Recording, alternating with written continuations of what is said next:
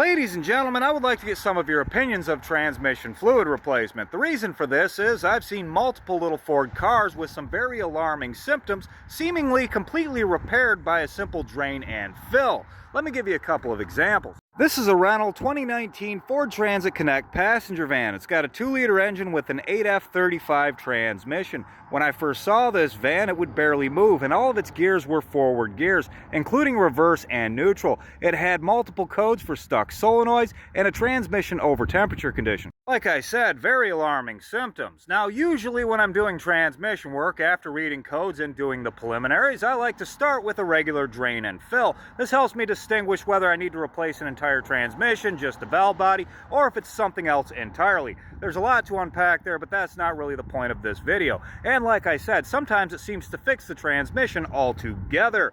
When I drained the transmission fluid out of this van about 1,000 miles ago, it looked like ashy black water. I put fresh fluid back in it, but I didn't have much hope for this transmission at all.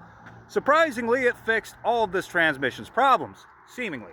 I don't have its service card in front of me right now, but it was at around 79,000 miles when I did service this transmission. It's at 89,621 and it still seems to run fine.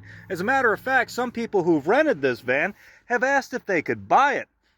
Not really my sort of thing, but to each their own. And this sort of miraculous recovery for a transmission after a drain and fill isn't isolated to just the 8F35. I've seen this on a lot of transmissions, more times than I really want to admit to. I always give people the same story. I'll replace the fluid and see if that helps, but I'm not counting on it. You shouldn't either. When secretly I am kind of counting on it. And a lot of the time it does fix the transmissions. I know that because this is a very small town, population 938. I've had my hands into 75% of the cars I pass on the road every single day. When I make a mistake, people tell me about it. They'll chase me down to rub my nose in it. Based on the information I have and the feedback I've received, replacing the transmission fluid can at times improve line pressure, lubricate and free up stuck solenoids, and it can lower operating temperature altogether.